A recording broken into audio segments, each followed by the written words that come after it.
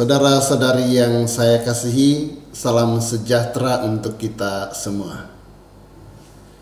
Kita tahu bahwa Presiden Jokowi melakukan reshuffle atau perombakan Kabinet Indonesia Maju dan mengumumkan reshuffle 6 menterinya pada hari Selasa tanggal 22 Desember 2020 dan pelantikan pada hari Rabu 23 Desember 2020.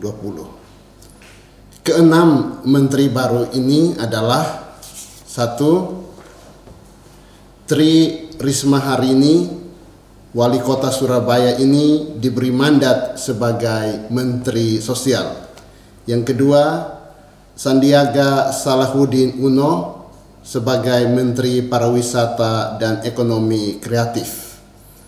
Ketiga, Budi Gunadi Sadikin sebagai Menteri Kesehatan.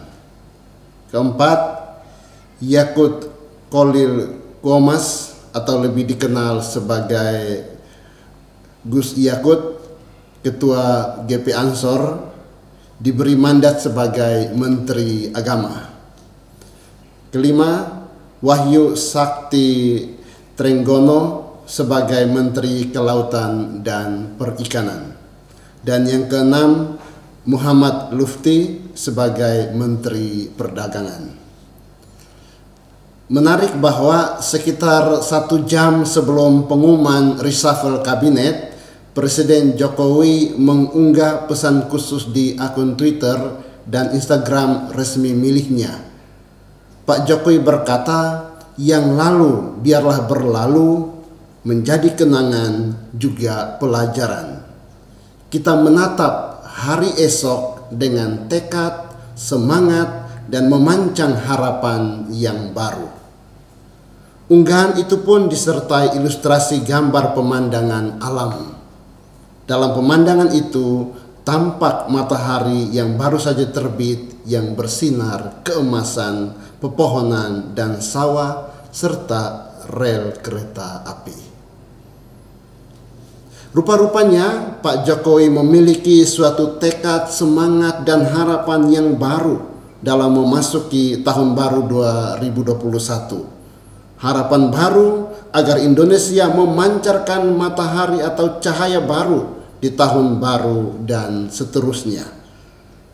Harapan Pak Jokowi dan harapan kita semua, semoga keenam menteri baru ini menjadi harapan baru bagi bangsa dan negara Republik Indonesia ini.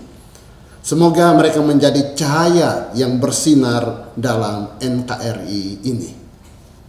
Maka tidak berlebihan kalau kita mengatakan bahwa reshuffle Kabinet Indonesia Maju di saat menjelang Natal dan Tahun Baru ini seakan-akan Pak Jokowi sebagai Presiden RI memberikan hadiah Natal dan Tahun Baru yang terindah bagi bangsa dan negara RI tercinta ini. Keenam menteri baru ini bersama menteri yang lainnya pasti adalah orang-orang yang dipercaya oleh Presiden Jokowi dan telah dipertimbangkan sebaik mungkin serta dianggap mampu untuk mengemban tugasnya masing-masing. Maka Presiden Jokowi menaruh harapan baru bagi keenam menteri baru ini. Harapan baru ini tercermin dalam pidato perdana para menteri baru ini yang memiliki visi dan misi dalam tugas dan kepemimpinan mereka. Misalnya pidato Bu Risma, Menteri Sosial, dan juga pidato Menteri Agama Gus Yakut, dan juga menteri yang lainnya. Mari kita lihat cuplikan pidato Menteri Agama. Setelah nanti resmi menjadi Menteri Agama, yang pertama ingin saya lakukan adalah bagaimana menjadikan agama itu sebagai inspirasi, bukan aspirasi. Artinya apa? Bahwa agama sebisa mungkin tidak lagi digunakan menjadi alat politik, baik untuk menentang pemerintah maupun merebut kekuasaan, atau mungkin untuk tujuan-tujuan yang lain. agama biar menjadi inspirasi dan biarkan agama itu membawa nilai-nilai kebaikan, nilai-nilai kedamaian dalam kehidupan berbangsa dan bernegara. Kemudian yang kedua tentu tugas yang tidak mudah, yaitu bagaimana bisa meningkatkan yang pertama adalah ukhuwah Islamiyah. Kenapa ukhuwah Islamiyah? Karena kita tahu bahwa mayoritas warga negara ini adalah pemeluk agama Islam. Maka negara ini akan damai, negara ini akan tentram jika sesama Muslim, sesama umat Islam ini memiliki ukhuwah atau persatuan di antara mereka.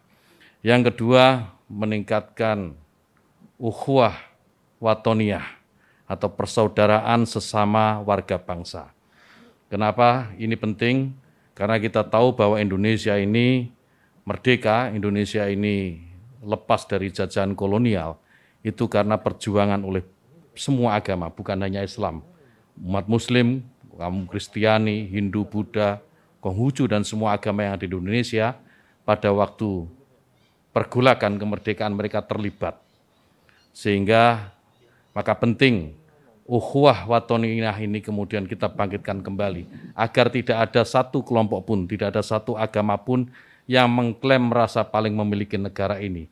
Semua berhak memiliki negara ini. Kemudian yang ketiga, ukhuwah basyariah, persaudaraan atau persatuan sesama umat manusia. Saya sering mengutip dalam beberapa kesempatan apa yang disampaikan sahabat Nabi, sahabat Ali karamallahu wajhah, bahwa mereka yang tidak saudara dalam iman adalah saudara dalam kemanusiaan. Ini saya kira penting untuk menjadi kesadaran bagi seluruh warga bangsa ini. Jika ini dilakukan, maka saya meyakini ke depan Indonesia ini akan jauh lebih tentram, dan pembangunan yang tadi sudah disampaikan oleh beberapa calon menteri tadi, itu akan lebih mudah untuk diwujudkan. Kemudian yang ketiga yang tidak kalah penting adalah bagaimana bisa memajukan pendidikan agama di lingkungan Kementerian Agama. Pendidikan agama apapun, termasuk tentu di dalamnya adalah pondok pesantren. Bagaimana pondok pesantren bisa didorong mandiri dan pada akhirnya akan melahirkan kader-kader terbaik bangsa, kader-kader terbaik yang bisa memberikan sumbangsih terbaiknya untuk bangsa dan negara. Saya kira demikian. Yang terakhir, mohon doa restu Bapak Ibu sekalian dan seluruh rakyat Indonesia agar amanah ini bisa saya laksanakan dengan sebaik-baiknya, istiqomah dalam kebaikan, dan tentu saja membawa kemajuan bagi bangsa dan negara. Saudara-saudari, itulah harapan Menteri Agama Gus Yakut.